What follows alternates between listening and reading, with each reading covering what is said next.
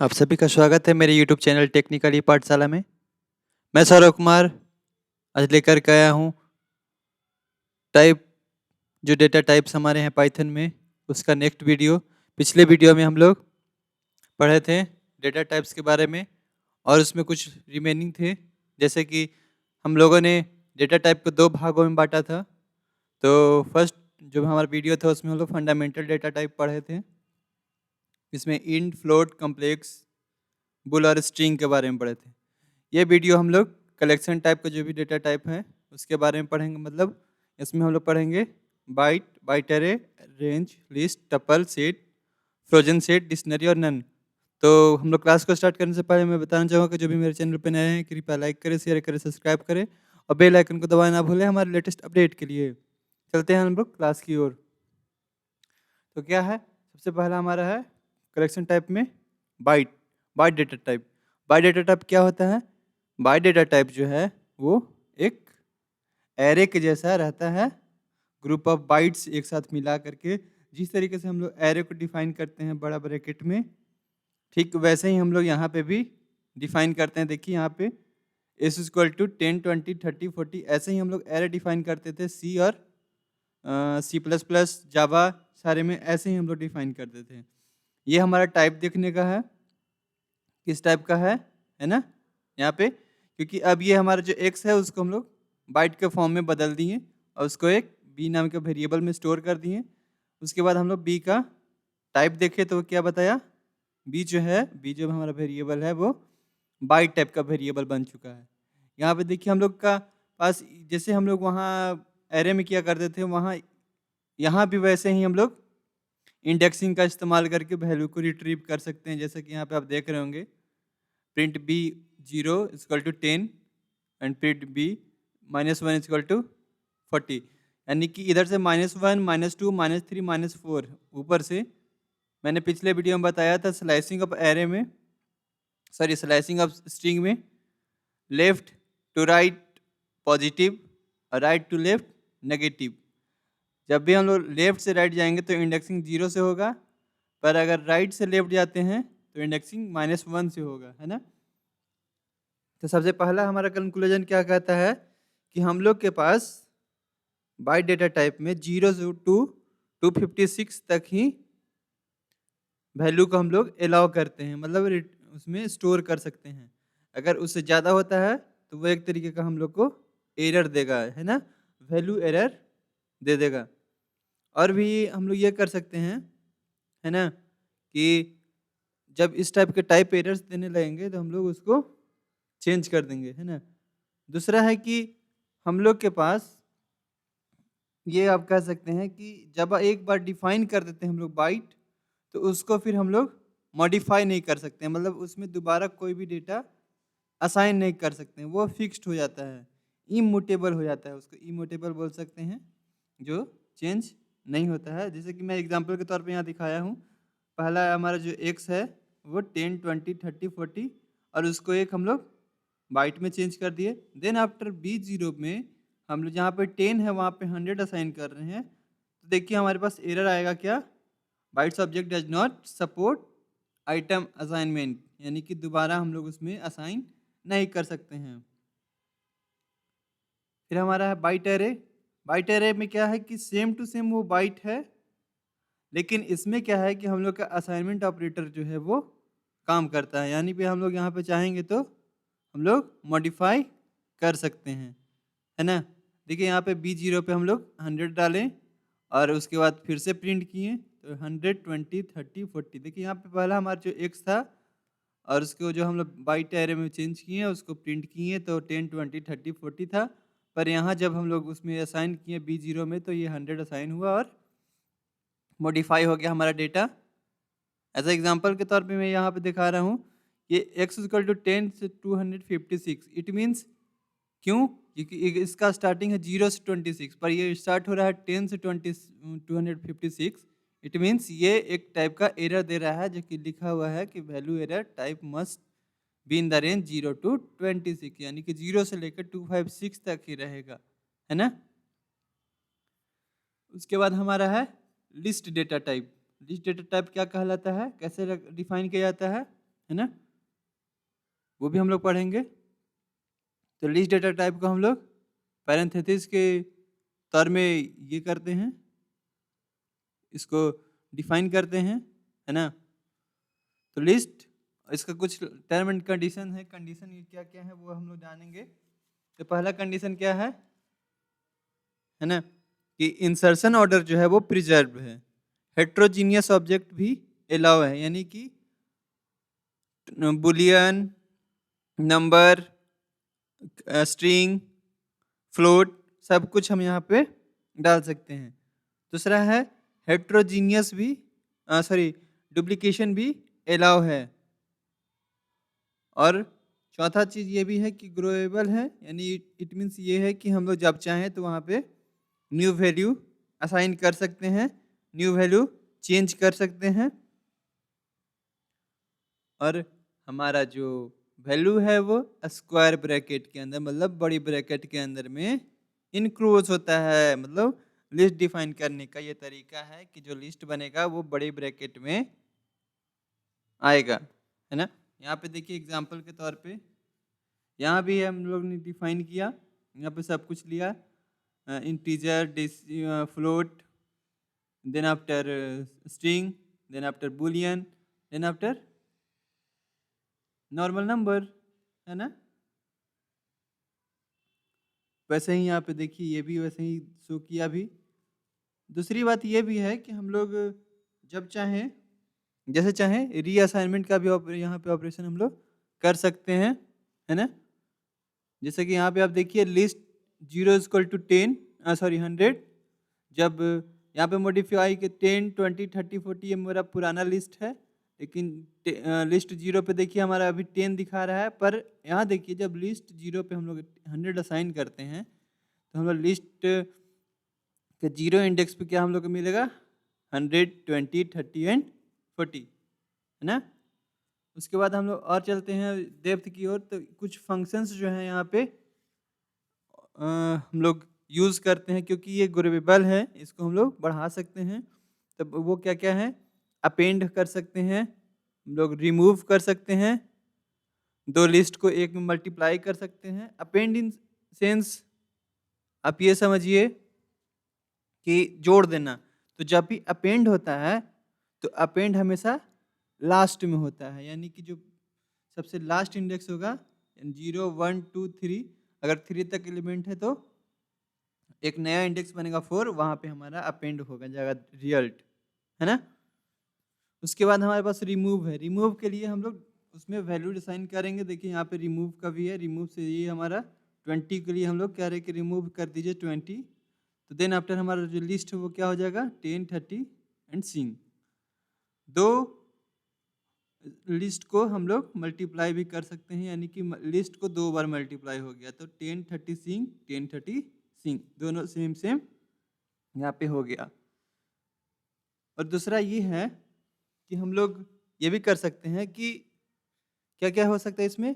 हाँ, तो इसमें ये हो सकता है कि यहाँ पे ऑर्डर्ड हो सकता है, म्यूटेबल भी है, हेट्रोजीनियस कलेक्शन भी है, एंड लिस्ट से यहाँ डुप्लीकेशन भी अलाउ है, यानी कि हम लोग यहाँ पे डुप्लीकेट भी एक ही रिजल्ट का 2 भी कॉपी लगा सकते हैं। उसके बाद आता है अपना टपल। टपल डेटा टाइप क्या होता है वो जानेंगे। उससे पहले हम लोग सबसे पहले ये जान लीजिए कि देखिए हमारा जो लिस्ट था वो म्यूटेबल था, उसमें चेंजेस आ जाती थी। पर ये जो हमारा टपल है, हमारा जो टपल है वो एक इम्यूटेबल है। इट मीन्स उसके वैल्यू को हम लोग चेंज नहीं कर सकते हैं, है ना। और जो हमारा टपल डिफाइन किया जाता है वो पैरेंथेसिस के अंदर में ही हम लोग डिफाइन करते हैं। इट मीन्स छोटी ब्रैकेट के अंदर हम लोग डिफाइन करते हैं टपल को। ये देखिए t = 10, 20, 30, 40, ये छोटे ब्रैकेट के अंदर में हम लोग इसको इनक्लोज कर दिए। Then after type t class type, then after t0 = 100। Tuple define करने का ये तरीका है, t = 10, 20, 30, 40 ऐसे करके अगर छोटी ब्रैकेट में आते हैं तो डेफिनेटली ऑटोमेटिक वो चेंज हो जाता है टपल के फॉर्म में। जब एक पैरेंथेसिस के अंदर में एक से ज़्यादा वैल्यू ऐड हो जाएगा तो वो टपल के फॉर्म में कन्वर्ट हो जाएगा, क्योंकि मैंने पहले ही बताया था कि पाइथन जो है वो डायनेमिक ही टाइप है, यानी कि जैसा उसमें वेरिएबल्स असाइन होंगे वो उस टाइप के नेचर में वो बिहेव करने लगेगा, है ना। ये देखिए, और सबसे बड़ी बात, हम लोग के यहाँ जो टपल है उसमें ना अपेंड कर सकते हैं, ना रिमूव कर सकते हैं, और ना ही असाइन कर सकते हैं। इसीलिए मैं बोला था कि ये इमोटेबल है, यानी कि चेंज नहीं होता है। फिर आता है हमारा रेंज। रेंज से हम लोग क्या क्या करते हैं, एक रेंज डिफाइन करते हैं। रेंज से हम लोग ये रिप्रेजेंट करते हैं सीक्वेंस ऑफ नंबर, कहाँ से कहाँ तक इसको चलाया जाता है, पर ये भी मॉडिफिएबल नहीं है, यानी कि इसको भी हम लोग मॉडिफाई नहीं कर सकते हैं, यानी कि इम्यूटेबल है ना। ये कुछ फॉर्म है जिसे range r equal to range 10, यानी कि 0 से 9 तक हमारा रेंज चलेगा, है ना। यहाँ पे फॉर लूप लगा दिए, आई इन आर प्रिंट आई। ये आर के लिए जो ith एलिमेंट है, तो ith एलिमेंट 0 टू जहाँ तक है वहाँ तक चलेगा, तो 0 to 9 शो किया। ये मैं शॉर्टकट में लिख दिया। मैं इसे ऐसे भी लिख सकता है 0 1 2 3 4 5 6 7 8 9, पर इसको शॉर्टकट में 0 to 9 लिखा। सिमिलरली यहाँ पे 10 to 20, 10 to 19 भी हम लोग दे सकते हैं, कहीं से भी दे सकते हैं, है ना।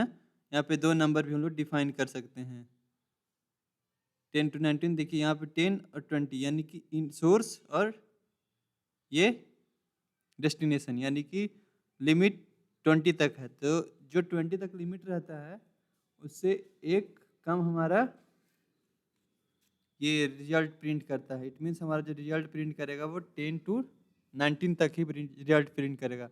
उसके बाद हमारा फॉर्म 3 जो है वो देखिए, यहाँ पे हम लोग रेंज के साथ साथ इंक्रीमेंट वैल्यू भी यहाँ पे असाइन कर सकते हैं, यानी कि 10 22, यानी कि ये समझिए कि 10 से स्टार्ट होगा, 20 तक चलेगा, और हर के बीच में 2 गैप होगा, है ना। तो देखिए हमारा जो रिजल्ट होगा, सबसे पहला रिजल्ट आएगा 10, उसमें फिर 2 इंक्रीमेंट 12, 12 में 2 14, 14 में 2 16, और 16 में 2 इंक्रीमेंट 18। यहाँ पे देखिए हमारा कोई इंक्रीमेंट नहीं था तो 19 तक चला, पर यहाँ हमारे पास 18 तक ही हमारा डेटा चलेगा। देन आफ्टर रेंज में और भी हम लोग आगे चलेंगे। इसमें क्या क्या है कि रेंज में हम लोग क्या आउट ऑफ बाउंड भी हो सकते हैं। ये देखिए R15, यानी कि इंडेक्स का जो रेंज है वो उसकी ज़रूरत से ज़्यादा आप लोग मांग लिए, वहाँ से जो रिट्रीव करना चाह रहे थे वो आउट ऑफ बाउंड हो गया। R0 पे 10 मिला, लेकिन ये 10 तक ही चलेगा ना, तो 9, यानी कि हमारे पास 0 1 2 3 4 5 6 7 8 9 तक ही इंडेक्स था, पर यहाँ पे 15 का हम लोग रिट्रीव करना चाहें तो ये एरर जनरेट कर दिया।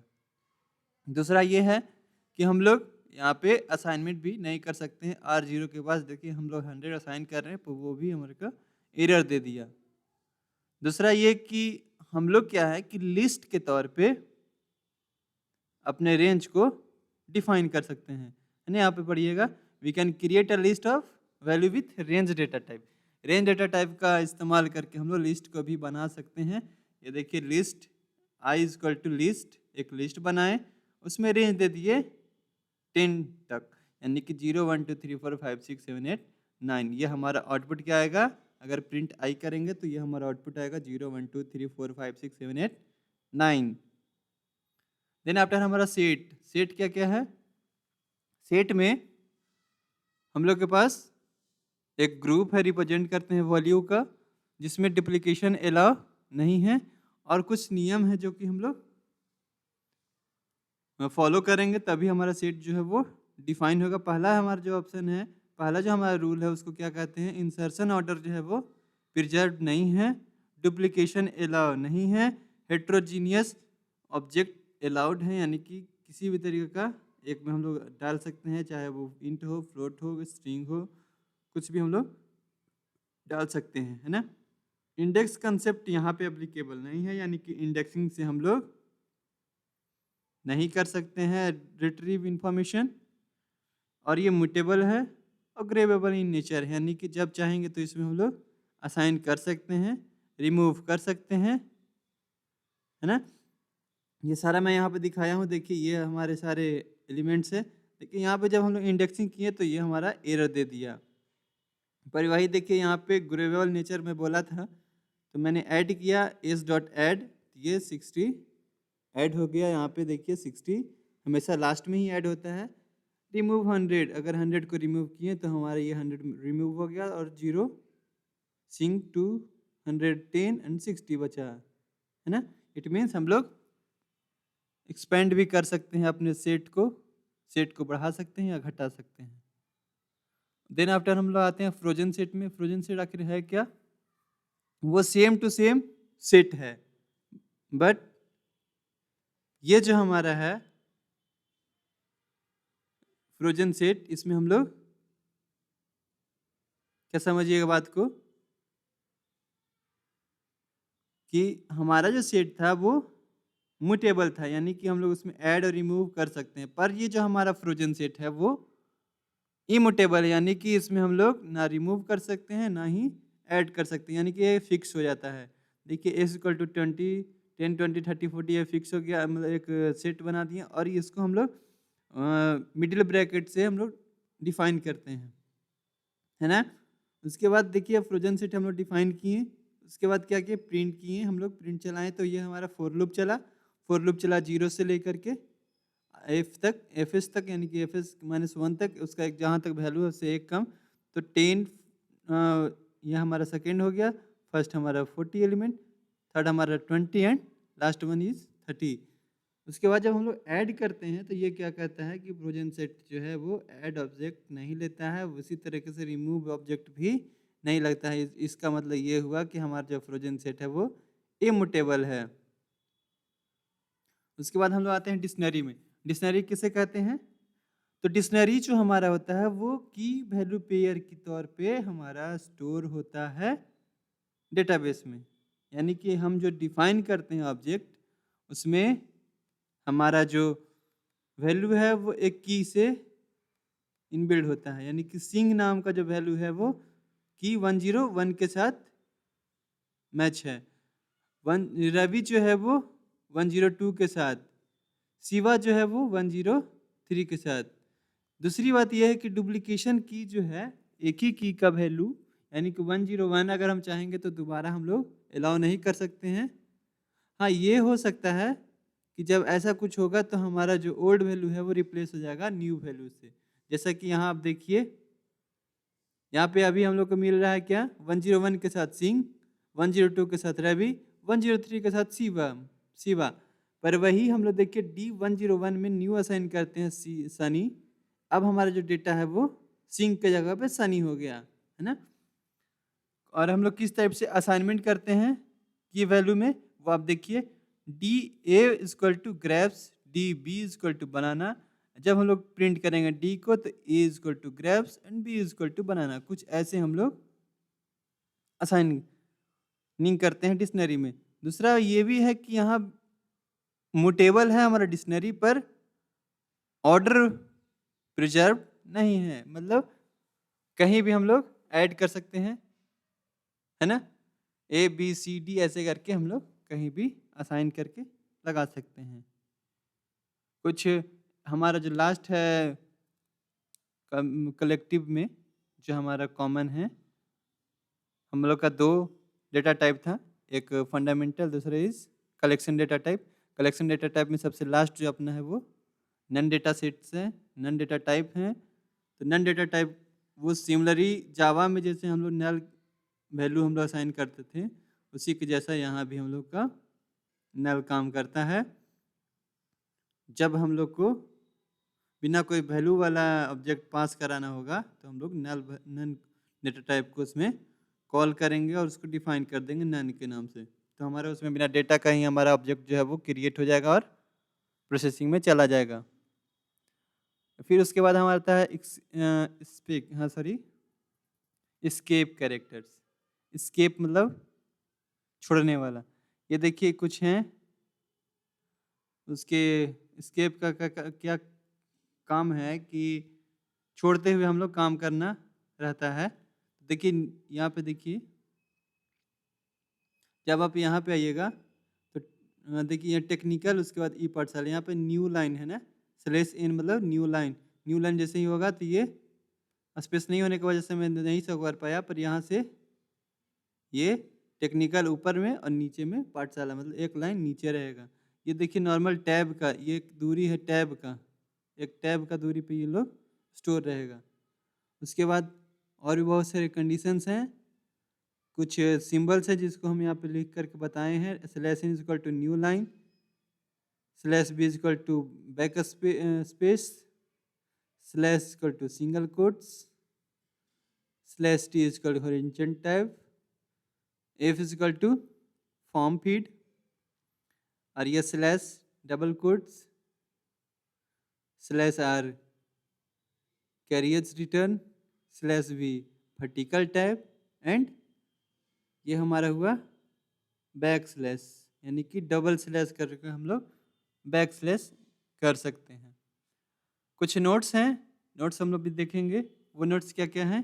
इन general bytes and byte array are different type of datas and data type, जिसको हम लोग यूज़ करते हैं किस लिए? इमेज, वीडियो, ये सब को बाइनरी फॉर्म में रिप्रेजेंट करने के लिए, है ना, क्योंकि हमारा इमेज, वीडियोस वगैरह जो भी हैं वो बाइनरी फॉर्म में ही होते हैं, इसलिए उसको हम लोग बाइनरी फॉर्म को यूज़ करते हैं। कहाँ पे? बाइट और बाइट एरे में शो करने के लिए। पाइथन 2 में लॉन्ग डेटा टाइप था, पर हमारा पाइथन 3 में कोई लॉन्ग वैसा डेटा टाइप नहीं था। मैंने पिछले वीडियो में बताया था कि हम लोग जो भी डिफाइन करेंगे वो उसी के तरीके से रिएक्ट करना लगेगा। जैसे कि इंट अगर हमारा लॉन्ग है वैल्यू, तो हम लोग अगर कोई वेरिएबल में लॉन्ग वैल्यू डालते हैं तो वो ऑटोमेटिक वो लॉन्ग वैल्यू के जैसा डिफाइन करने लगेगा, पर वो रहेगा इंट ही, वो इंट ही रहेगा, पर वो दूसरे वर्जन्स के लिए यानी कि पाइथन 2 के लिए वो लॉन्ग वेरिएबल होगा, है ना। और हमारे पास कोई कैर टाइप का वेरिएबल नहीं है, जो हम लोग जो है कैर को स्ट्रिंग में ही यूज़ करते हैं। स्ट्रिंग टाइप में ही हमारा कैरेक्टर टाइप का जो भी कैर हम लोग और सब सी प्लस प्लस जावा में स्ट्रिंग को लिखने के लिए हम लोग कैर का इस्तेमाल करते थे, कैर वेरिएबल डिफाइन करते थे, पर यहाँ पे हम लोग str यानी कि स्ट्रिंग वेरिएबल को ही यूज़ करते हैं। दूसरा ये कि यहाँ पे कांस्टेंट का कोई कंसेप्ट है नहीं, पर अगर कांस्टेंट हम लोग को डिफाइन करना होता है, यानी कांस्टेंट डिफाइन करना होता है, तो क्या होता है कि जो वेरिएबल्स का जो नाम है वो कैपिटल केस में हम लोग लिख देते हैं, यानी कि अपर केस में कैरेक्टर्स होते हैं। यानी कि जैसे कि मैक्स वैल्यू इक्वल टू 10, अब ये फिक्स हो गया, इसका वैल्यू अब कभी चेंज नहीं होगा, जहाँ भी ये कॉल आएगा तो वो इसका वैल्यू 10 ही रहेगा। लेकिन हम लोग दूसरी बात ये है कि ये बस कन्वेंशनल है, ऐसा हम लोग कर सकते हैं, डिफाइन करने का तरीका है, पर जब भी चाहें तो हम लोग इसका वैल्यू को चेंज कर सकते हैं। कांस्टेंट है, आपको लग रहा होगा समझ में आने पे कि यह कांस्टेंट है मतलब कभी चेंज नहीं कर सकते हैं, ऐसा कुछ नहीं है। हम लोग जब चाहें तो इसको हम लोग चेंज कर सकते हैं। Thanks for watching my video.